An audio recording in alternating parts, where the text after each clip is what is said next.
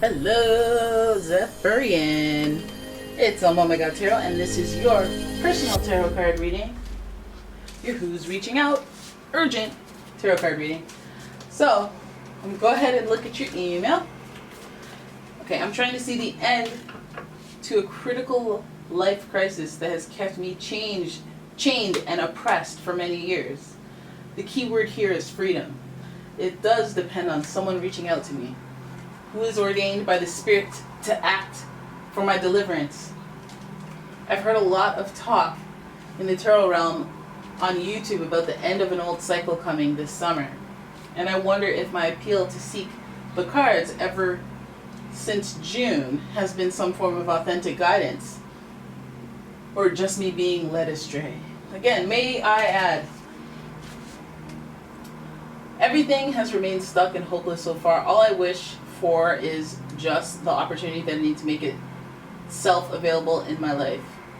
I hope the cards can reveal some legitimate and fulfilling good news coming in for me quickly.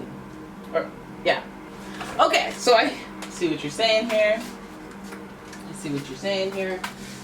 And I'm going to switch decks to the Golden Universal. And we're going to see, okay, so I'm going to do that with the Golden Universal, and I'm going to shuffle, but I think I'm going to go to the house cards with the Zodiac to see which areas we get hit with, because you're wondering who's reaching out, and I want to know what area they affect the most. So let's see what comes up, because what I think you're asking is, who slash how will this person come in and affect you? So we're gonna extract as much information as we can from the astrology reading cards and then the Golden Universal. So here we go. So this person coming in will affect your 11th house, where the cosmos grants wishes, luck, friends, and social occasions. So the 11th house is associated with Aquarius / Uranus, right? So this rules the energy of someone who feels like a friend, somebody who feels like an ally, but also this is the area of the chart that is your wishes fulfilled, miracles happening. And this is about networking as well. So that is a classic tip off there. Wishes fulfilled. Because Uranus is the planet of surprises. So that's interesting.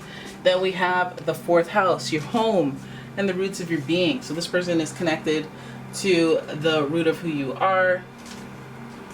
All right, so that's interesting. And that's a very spiritual house. The 4th, the 12th, the 8th. This is the house of Cancer. Your humble beginnings and your sensitivities because of those humble beginnings. All right, which is interesting, next to the 11th house.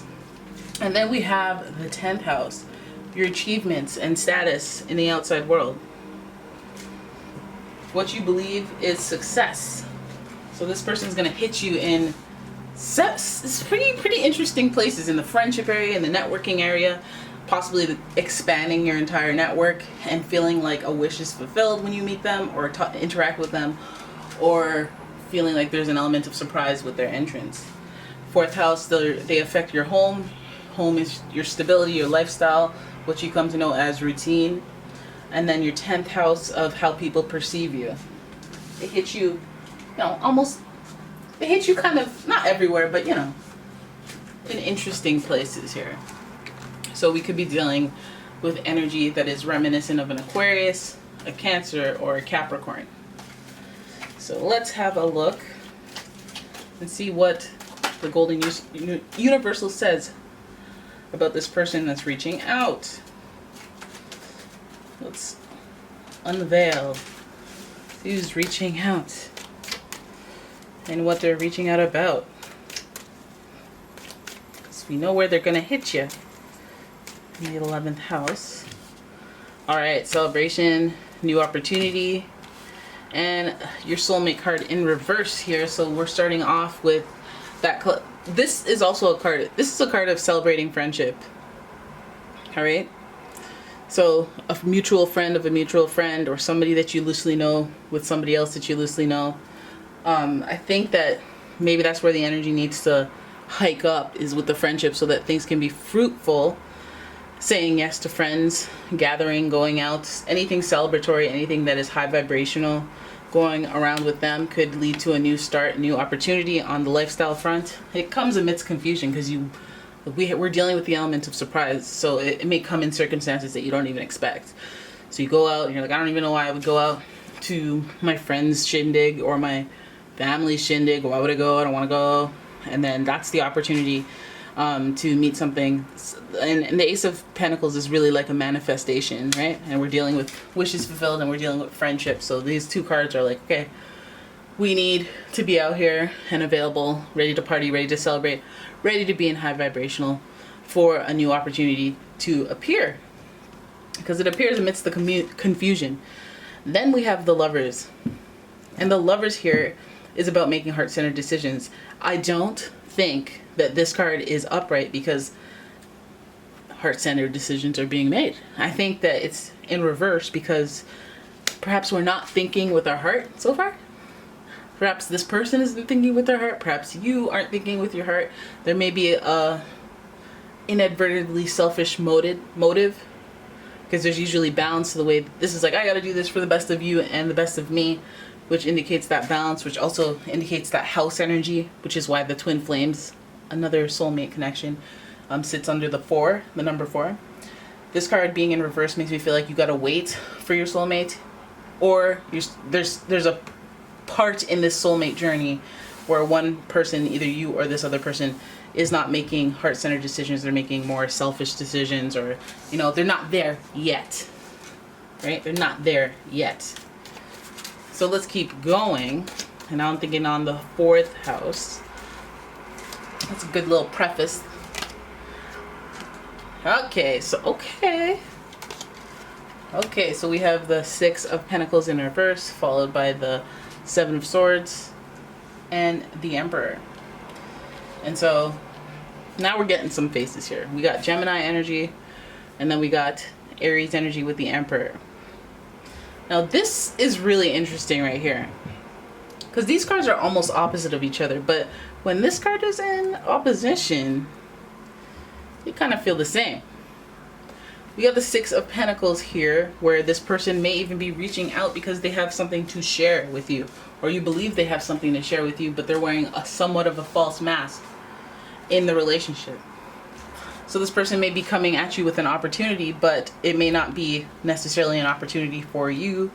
Again, making selfish decisions, making decisions that are not heart-centered, not for the best of both of you. And also this card, 6 of Pentacles, is supposed to represent that same energy, being so selfless, that you're motivated to get your money up so that you can share with others, those that you love, or even as far as those that you just care about because of whatever magnitude of wealth you've acquired.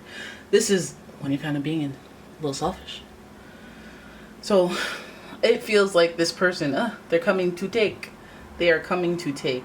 Wearing a false mask in the relationship, and that false mask may be reminiscent of the Emperor. And the Emperor is a leader. The Emperor is assertive. The Emperor seems very stable. They are very stable. It's number 4. Numero 4, okay? Hitting us in the house of home again. I guess like what the attempts are to have somebody who's stable in your life. Somebody who's fiery, who has a zest for living, who has an enthusiasm for life.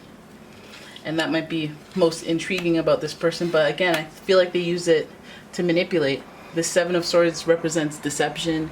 It, in some instances represents literally stealing from you. But because it's sitting next to the 6 of Pentacles in reverse, I'm like, okay, well, what are they trying to gain? What's the ulterior motive by them reaching out? I feel like they're trying to get something. They might try to get some sort of opportunity or some type of possession or thing that you have. I don't know if you're wealthy. I don't know if you have material things that they would want, or if they just want some type of shelter or something. But I feel like this person may have left and they're coming back to be a little bit on their, not selfish, but I don't want to say selfish, but they might have a lot of self-interest when they reach out. This Aries energy is also very impulsive type energy and a very me-centered energy. It's fire sign, fire ruled by Mars. Mars with the conflicts constantly. So I feel like this is tumultuous energy, to be honest. Then we have the Page of Swords, gossip, seeing what's out there with the Two of Wands, solo journey, bummed out energy with the Eight of Cups. Okay, so at least we're seeing them go towards the remorse of it all. Because now we're in the 10th house of how things look. And how things look, rather gossipy, rather immature. I feel like this, though, has them rethinking things. It has them evaluating their world, wanting to kind of move forward in a different direction. I think that, you know, what they're reaching out with will actually shape them into a better person. But let's keep going. We have the Eight of Cups here, which typically represents depression and that type of sadness where you kind of disconnect and do some self-preservation, some thinking, also in your feelings with all them cups. So this person, I feel like, you know, when they reach out, they're going to have this experience with you that enlightens them to some degree, shows them their immaturity, shows them how limited their thoughts have been, that they need to broaden their horizons a bit more, as well as do some soul searching within. I think they may care about keeping up appearances too much, which is why they act the way that they do. I feel like they're very selfish, but in an oblivious way, where they don't realize how much they're impacting other people. Again, I think they got to do the soul searching to realize that. I think this person is reaching out in order to have a personal gain of their own. Is it necessarily because they're trying to just come in and take advantage of you? I feel like it's divinely led, because the angelic wings of the angels here behind the lovers would indicate that, yeah, again, it was your first warning that this person may have a selfish motive. You know, they may only be thinking of themselves. They may have started out as a friend even. But again, I think that reconnecting with this person will involve you celebrating you being high vibrational, and them possibly seeing that, or them being attracted to your energy, you know, vibrationally without having to see you, because your energy is high up there. They're like moth to a light. So, I mean, this starts from within. I mean, your happiness is never dependent on somebody else, what they can do and what they can't do, because that means they can give the happiness and then they can take it away and then you crumble. That ain't what we doing over here, okay? If you are able to give somebody that power, then perhaps you may transmute that authority to something else that is more responsible, something else that is more beneficial to you. Like if you were your own friend, to not give somebody a responsibility for your freedom. You got the 11th house, and I know it doesn't say freedom in the text, but Aquarius is like, they do their own thing. They do their independent solo thing, and they're very proud to do it, because who wants the headache of having to explain to another person? And even though you may not be that type, you may have something to benefit, like little seeds of extract little bits of people who are like that and use that, so that nobody has that type of power over you. Nobody deserves that type of power. Alright, this person feels like they're gonna learn a lesson here, though. Like they're gonna reevaluate how they behave, because this is like, oh, I was immature, I'm being immature, drama, innocence, and then this person is, again, then this person starts recalculating, looking at their world, being like, could I be wrong about everything? Doing the full evaluation of their past. Even going as far as to taking time away to disconnect, to figure out what they're doing wrong, what they're doing right, what they could be doing better. So again, I feel like this reaching out comes here when the way that they hit home for you is they come in and they're kind of deceptive, not straight up. You know, maybe they're trying to present to you as, I'm here, I'm stable, I'm here. Okay, because we have 2 4s, so they're hitting you in the house of home, like they're going to be there and be stable and whatever. But I feel like they have one more journey to go on once they have this interaction with you. Right? I just want to, oh, okay. Now, even though you feel like your world's falling apart, what they need to see you as is the 9 of Pentacles, a wealth of Pentacles energy. Pentacles energy is healthy, it's stable, it's somebody that you can always count on, that has your back no matter what. But it's also somebody who's very content in life, and people represent them. I mean, people recognize them as content, and they got something going on. I don't know what it is, but they got that little confidence thing going on. Not to mention the independence of this Nine of Pentacles. Seems unbothered that nobody else is in the picture, you know? Seems happy with just a bird or a pet. And this is supposed to mean that there's contentment in individuality, in independence. And that's usually what has these people trickling in, trying to be like, oh, I want to get in on that. I want some of that confidence. You know, let me go to you. You're my source of inspiration, even. All right, so you're seen as that, and even though you see yourself a certain way, other people see you not that way. And it seems like this person is fully capable of taking advantage, and they may do so, but at least they'll learn a broader lesson about their immaturity and how they see the world through this experience, doing some self-observation, hopefully coming out with results that make them a broader, bigger, better person. But I feel like they act the way they act because, again, they care about what people think on the outside, and they're still doing the whole let me explore and be free and do whatever I want type energy. This person could be an Aquarius, a Cancer, or a Capricorn, as well as a Gemini, Aries. And I know that we have a lot of, well, actually, no, we kind of have a balance of the signs. We have water. No, we good. It's all good now. We out the hood now. So that is your reading. I hope you enjoyed it.